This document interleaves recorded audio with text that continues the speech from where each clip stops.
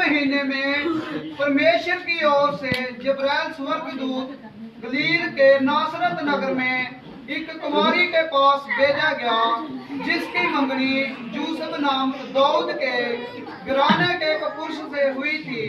उस कुमारी का नाम मरियम था। हे मरियम, भयभीत न हो, क्योंकि परमेश्वर का अनुग्रह तुझ पर हुआ है। प्रभु तेरे साथ है। देख, तू गर्भवती होगी और एक पुत्र उत्पन्न होगा। तू उसका नाम यीशु रखना। वह महान होगा और परम प्रधान का पुत्र कहलाएगा। और पिता परमेश्वर उसके पिता दाऊद का सिंहासन उसको देगा।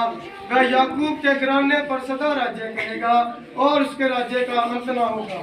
मरियम इस वजह से घबरा गई और सोचने लगी कि वह किस प्रकार का परिणाम है।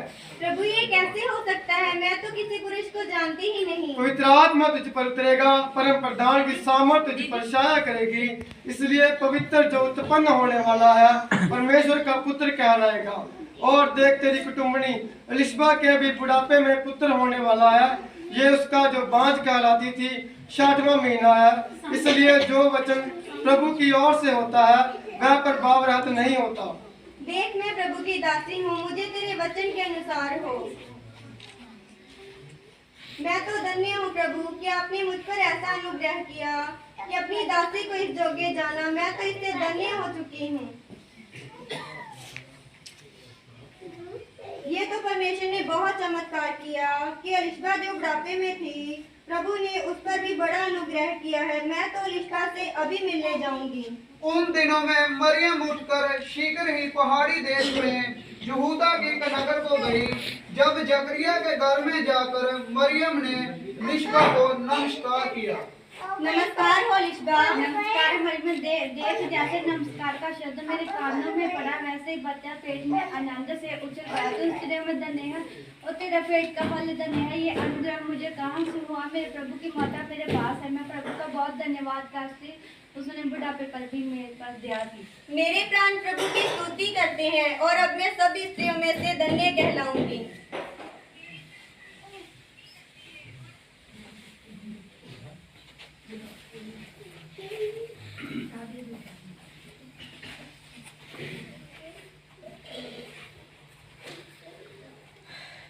मैं तो अपनी पत्नी मरियम को त्याग देने वाला था, पर वह तो पवित्र है, मैं उसे कैसे त्याग सकता हूँ?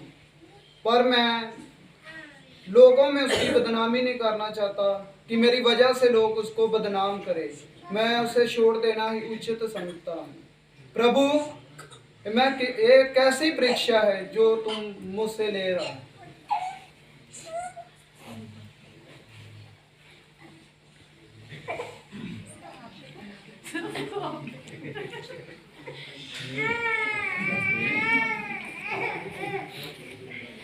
हे यूसुफ, दाऊद की संतान, मैं प्रभु की तरफ से भेजा गया हूँ। तू किसी बात की चिंता मत कर। तू अपनी पत्नी को यहाँ अपने ले आने में मत डर, क्योंकि जो उसके घर में है वह पवित्र आत्मा की ओर से है और वह पुत्र जनेगी। तू उसका नाम यीशु रखना और वह अपने लोगों का उनके पापों से उद्धार करेगा।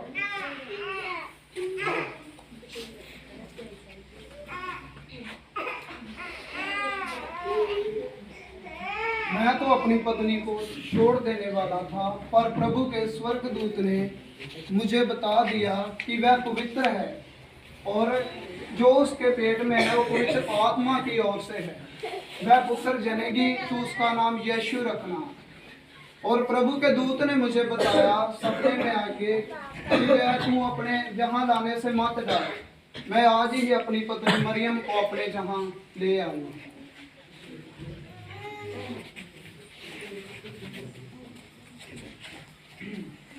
मरियम, मुझे प्रभु के दूत ने बता दिया है कि तू पवित्र है और जो तेरे गर्भ में है वो पवित्र आत्मा की ओर से है। वह एक मुक्तिदाता है जो अपने लोगों का पापों से उद्धार करेगा। मैं तुझे अपने साथ लेने आया हूँ।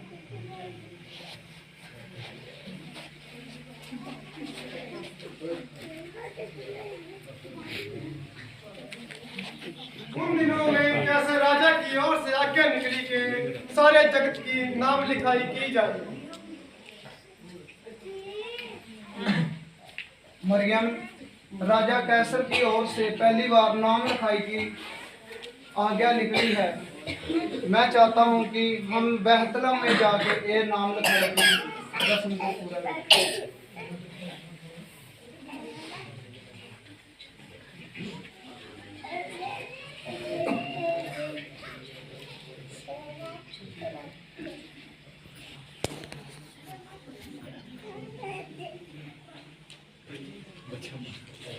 मरियम लगता है कि हमें जहाँ अभी 2-3 दिन लग जाएंगे, क्योंकि नाम लिखाई के लिए अभी बहुत समय है।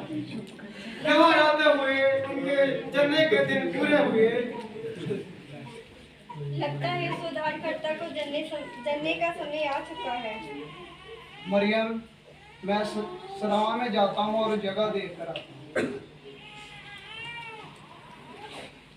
कहीं तो कहीं जगह नहीं मिल रही और मरियम के जन्ने के दिन भी पूरे हो गए हैं। अब मैं क्या करूं? जगह तो कहीं जगह नहीं मिल रही। मरियम मैं इस राह में देख के आया हूँ, कहीं भी जगह नहीं है। लगता है हमें जहाँ ही जाना पड़ेगा। लगता है वो समय आ चुका है। यहाँ रहते वह अपना पहलौठा पुत्र जनी और उसको कपड़े में लपेट कर चरनी में रखा।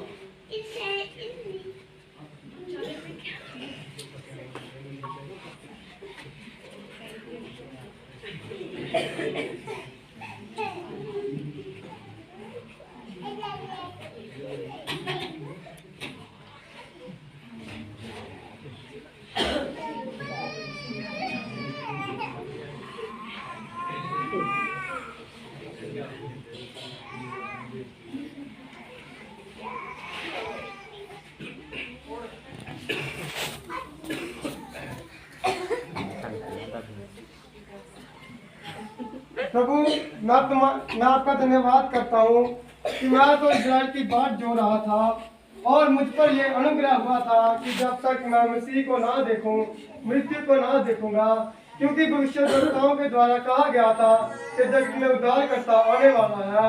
इसलिए मुझे पवित्र आत्मा से ये अगुवाई हुई है कि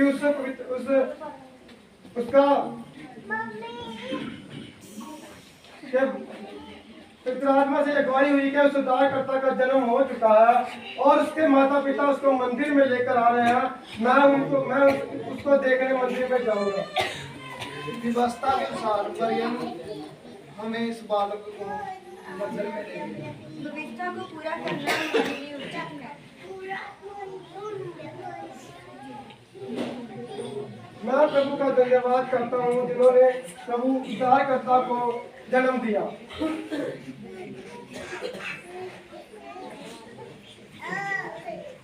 मेरी आंखों ने तेरे उद्धार को देख लिया है, जैसा कि मुझ पर अनुग्रह हुआ था कि जब तक मैं मृत्यु को ना देखूं, मृत्यु को ना देखूंगा।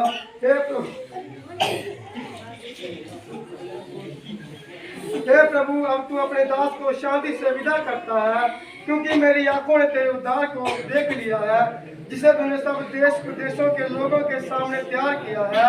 अब से ये अन्य जातियों के लिए ज्योति और तेरे निज लोग इस्राएल की महिमा सदा होती रहे।